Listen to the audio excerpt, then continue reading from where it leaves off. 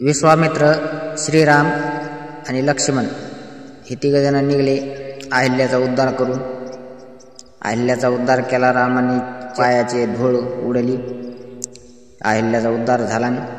ते पुढं निघाले, कारण ते धनुर्यज्ञाचा कार्यक्रम आहे असं सांगून विश्वामित्र घेऊन गेलेले होते त्यांना.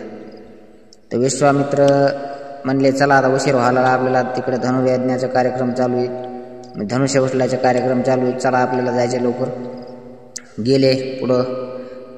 जात असताना मिथिला नगरीच्या जवळजवळ गेल्याच्या नंतर तिथं आंब्याचा बाग होता. आंब्याच्या बागात थांबले. आंब्याच्या बागात थांबले. तिथं फळं बिळं ह्यांनी खाल्ले. सेवक आले म्हणले, हे तुम्ही इथं काम थांबला, चला मिथिला नगरीमध्ये.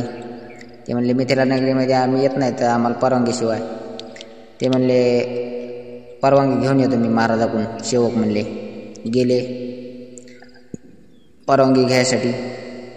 परवानगी घेतली आणि आले सेवक आणि राजे, मिथिलाचे राजे जनक हे सुद्धा आले संगच. आले म्हणले, तुम्ही हे ऋषिकुमार नाही तर म्हणजे लक्ष्मणाला आणि रामाला बघितल्यानंतर त्यांचं चलबिचल झाली. त्यांना मिळ लागा, नेमके ऋषी आहेत का हे क्षत्रियाची पोरं आहेत. ते म्हणले, विश्वामित्राला म्हणले, हे नेमके ऋषीचे पोरं आहेत का क्षत्रिय आहेत हे? कारण ऋषीचे पोरं म्हणा तर धनुष्यबाण हातात आहे, धनुष्यबाण नसता तर भगवे कपडे घातलेत अंगात. मग हे नेमके ऋषीचे पोरं आहेत का क्षत्रियाचे आहेत? ते म्हणले, दशरथ राजे अयोध्यापती त्यांचे मुलं आहेत, मोठा श्रीराम आणि हे लक्ष्मण. असं ओळख करून दिल्याच्या नंतर ते आंबेराईमध्ये थांबलेले होते. आंबेराईमध्ये थांबलेले असताना ते म्हणले, ह्यांना आंबेराईमध्ये थांबून नाही द्यायचं, आता तिकडे घेऊन जाऊ. तिकडे घेऊन जाऊ म्हणून त्यांना ते रथ आणला मागून. रथात बसविले, राजमहालात नेले. पण इकडं आंबेराईची कथा. ही आंबेराई काय, पहिले जनावर मेले घरी, पाळीव प्राणी बैल गाई जर मेल्या ते दारात मरून देत होते, खाटकाला देत नव्हते. गाई आणि बैल जर मेले तर त्या बैल पुरीत होते, आणि बैल पुरल्याच्या नंतर ती गाय पुरल्याच्या नंतर त्या जिथं पुरली त्या जाग्यावर ज्या दिवशी पुरली त्या दिवशीपासून त्या जाग्यावर आंब्याचं झाड लावत होते.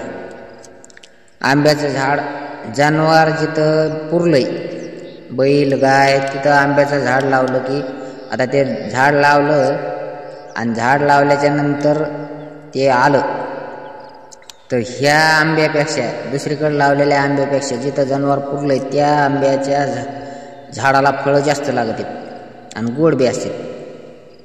असं म्हणून ते असं समजून ते लावित होते, तर ते सक्सेस होत होतं त्यांचं. तर ते आंब्याच्या झाडं असे आंबेराई तयार व्हायची. जनावर मेलं पुरलं की त्याच्या जागेवर आंब्याचं झाड लावायचं. त्या जनावराचं जे नाव आहे, राजा परधान्या काय असेल त्या बैलाला जे नाव आहे त्या बैलाच्या नावाने त्या झाडाला नाव ठेवायचं.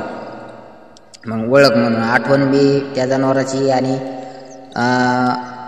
त्या दारात मेल्यामुळं त्याला ते पुरल्यामुळं ते पुढं आंब्याच्या झाडाला त्या जे जनावराच्या जाग्यावर जिथं पुरलं त्या जाग्यावर जरा झाडं लावलं ते आंब्याचं, तर ते फळं त्या झाडाला जास्त लागत आहेत आणि भरगतचं झाड होऊन ते गोड पण फळं असतात.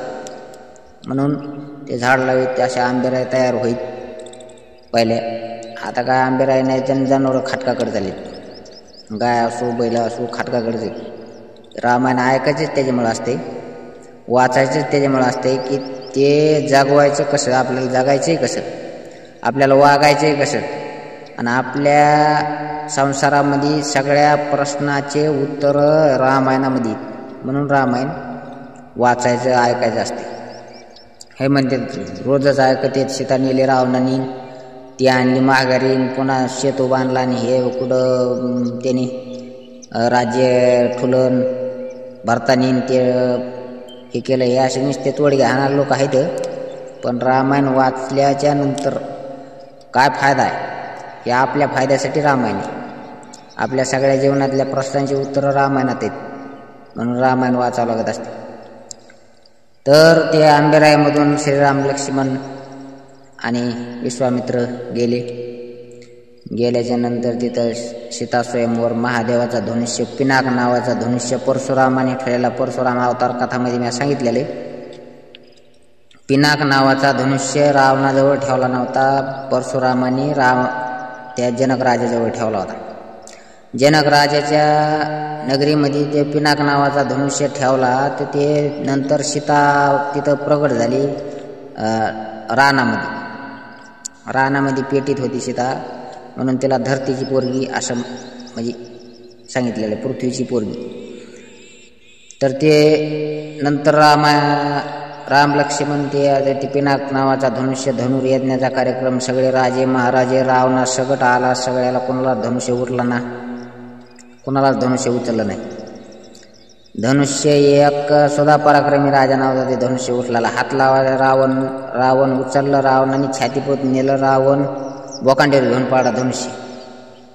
मग श्रीरामाला सांगितलं विश्वामित्राने, श्रीरामाची टिंगल उडवायला चालू केली. तिथल्या राजा महाराजांनी बसलेल्या राजे महाराजे म्हणे, हे इतकं पोरग, ह्याच्या मनगटात बळ नाही, हे चाललंय धनुष्य उचलायला. धनुष्य काय साध आहे का? आम्ही एवढे पराक्रमी 10-20 हाताचा रावण त्यांनी नाही उचललं तर ह्यो का उचलणार आहे, असं करून समजून त्यांनी ते रामाची टिंगल करायला सुरुवात केली. तिथून पुढं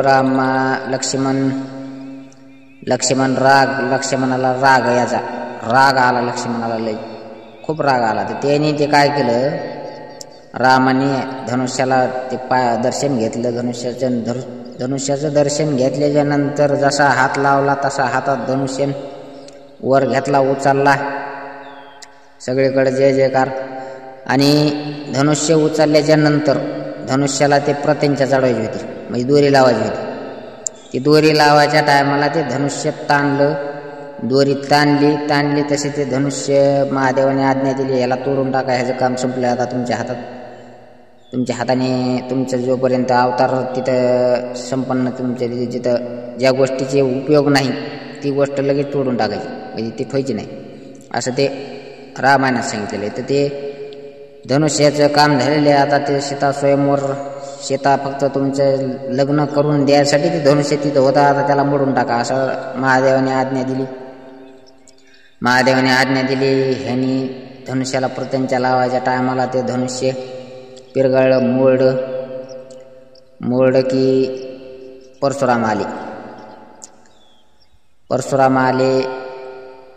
आता ही कथा पुढची, परशुराम आल्याच्या पुढची कथा मी तुम्हाला पुढच्या व्हिडिओमध्ये सांगतो.